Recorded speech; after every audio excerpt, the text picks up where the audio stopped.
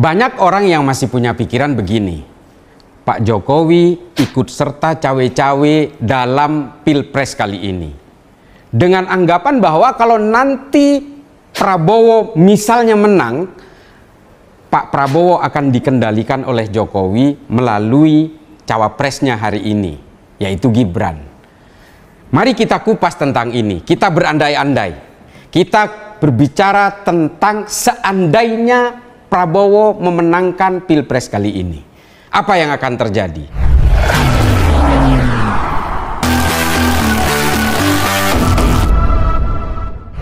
Kalau ternyata misalnya Prabowo menjadi presiden, tangannya sangat bertuah untuk bangsa ini. Mulutnya, lidahnya bisa mempengaruhi arah perjalanan bangsa ini.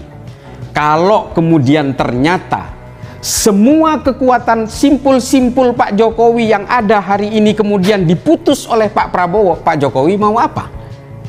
Itu adalah pertimbangan pertama. Kalau ternyata kekuatan Pak Jokowi di TNI, Polri, dan berbagai lembaga yang menurut Pak Jokowi hari ini menjadi sumber kekuatan Pak Jokowi, kalau ternyata sama Prabowo ketika dia dilantik menjadi presiden, lalu semua orang itu dibuntungi semua, diganti dengan orang-orangnya, Pak Jokowi mau apa? Dan Gibran kemudian dilemahkan dengan berbagai caranya. Kita berbicara tentang politik. We are talking about politics. We don't talk about the ingredients in making a pancake. Kita tidak berbicara tentang adonan-adonan cara membuat kue. Mau dimasukkan apapun, produknya akan menjadi kue. Ini politik. Sekelas Prabowo, kalau kemudian kita percaya bahwa nanti dia akan bisa berbagi konsesi kekuasaan dan wewenang di dalam pemerintahan, saya meragukan itu. Kita berbicara tentang kekuatan politik yang tidak mungkin ada dua matahari di dalam satu negara. Banyak kejadian penting di berbagai negara lain ketika mantan presiden dan presiden yang terpilih merasa bisa mengendalikan negara, pada akhirnya yang terjadi adalah pecah kongsi. Lalu kita rakyat biasa ini bisa berbuat apa kalau kemudian Pak Jokowi justru dibuntungi oleh Prabowo yang saat itu sudah menjadi presiden? Tanda tangannya bisa mengubah apapun, keputusannya bisa berlaku untuk apapun. Pak Jokowi yang sudah demisioner dari presiden tidak mungkin akan bisa berbuat apa-apa. Mari kita pertimbangkan itu. Prabowo 2 kali Pilpres dikalahkan oleh Pak Jokowi. Masih ada deposit dendam di dalam kepalanya. Dia dipermalukan 2 kali oleh Pak Jokowi. Salah satu produk reformasi, manusia antah berantah, bukan kalangan priai, tiba-tiba memenangkan Pilpres 2014, bisa memenangkan Pilpres 2019 dengan berbagai caranya, hingga kemudian Prabowo betul-betul diputus tujuan dan cita-cita politiknya. Lalu kemudian hari ini dengan Pak Jokowi mendukung Prabowo, seolah-olah Prabowo sudah menjadi anak manis. Saya meragukan itu.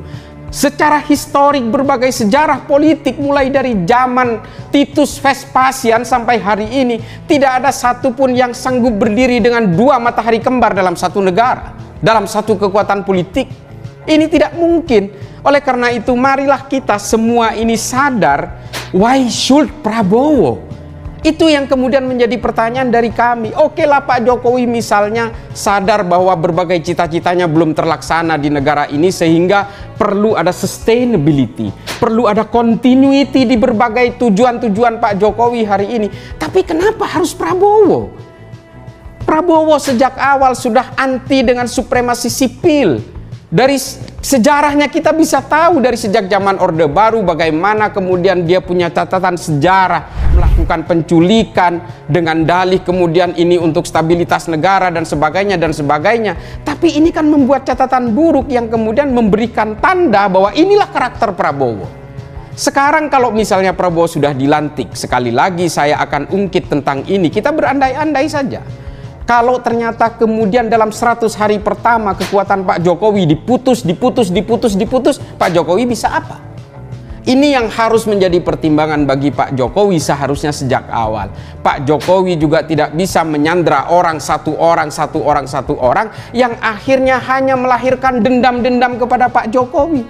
Semakin Pak Jokowi itu menyandra orang dengan berbagai perkara yang ada hari ini, menyandra orang dengan ketakutan-ketakutan seperti berbagai kelompok-kelompok partai politik yang hari ini bergabung dengan Prabowo, suatu saat mereka akan punya dendam-dendam yang harus dijaga di dalam dirinya. Karena dulu ketika Pak Jokowi berkuasa, mereka ini betul-betul dikendalikan dengan kekuatan-kekuatan intimidatif dan koersif. Ini yang ingin saya gugah dari Pak Jokowi dan juga pendukung Pak Jokowi yang hari ini juga mendukung Prabowo. Yakin kalau nanti Prabowo itu jadi presiden misalnya, memenangkan pilpres misalnya, apakah dia akan betul-betul taking a bow atau surrender kepada Pak Jokowi? Saya meragukan itu karena karakter Prabowo tidak seperti ini. Kita bisa lihat karakter Prabowo dari 2014, 2019 dan hingga hari ini kadang-kadang karakternya tidak terkontrol sehingga dia meledak-ledak di depan publik. Apalagi dia memegang tampuk kekuasaan. Mohon Pak Jokowi dipertimbangkan sekali lagi meskipun ini sudah terlambat. Tapi kami semua ini orang-orang yang masih sanggup berpikir visioner, masih sanggup berpikir tentang apa yang akan terjadi di masa depan. Pak Jokowi akan menjadi korban pertama dari pembuntungan kekuasaan politiknya. Ini yang kami tidak inginkan. Kami berharap sejak awal bahwa Pak Jokowi jadilah negarawan, bukan politisi. Karena ketika Pak Jokowi menjadi negarawan, semuanya jasanya akan dikenang, semua legacy dan portofolionya akan dijaga oleh seluruh anak bangsa ini untuk tetap terjaga menuju Indonesia masa depan. Tapi kalau dengan cara begini, dengan ikut menjadi satu alat dalam pertempuran politik seperti ini, pada akhirnya kita tidak berbicara tentang masa depan. Kita berbicara tentang konflik-konflik politik apabila ini ternyata memang dimenangkan oleh Prabowo. Tapi saya yakin kalau misalnya dimenangkan oleh paslon lain, saya kira mereka akan lebih bersahabat dengan Pak Jokowi.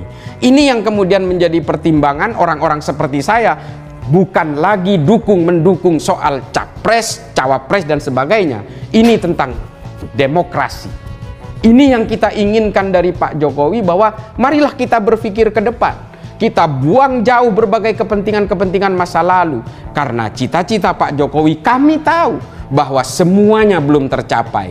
Masa kekuasaan Pak Jokowi ketika menjadi presiden terpotong oleh masa pandemi selama kurang lebih hampir 3 tahun yang membuat berbagai bangsa di dunia mengalami default.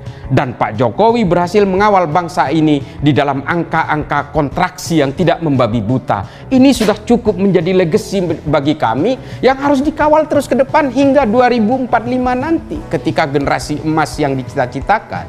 Nah, oleh karena itu, marilah kita sadar semua. Kita sayang kepada Pak Jokowi.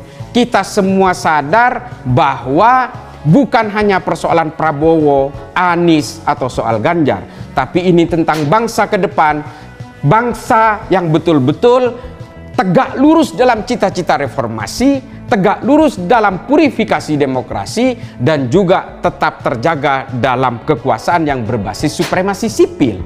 Kalau Pak Prabowo misalnya menjadi presiden, misal, meskipun saya tidak berharap dia menjadi presiden, bayangkan kalau kemudian cita-cita dia yang dipendam sejak lama, kekecewaan politik dia yang dipendam sejak lama, lalu kemudian dikeluarkan ketika dia menjabat. Percayalah, yang menjadi korban pertama adalah Joko Widodo.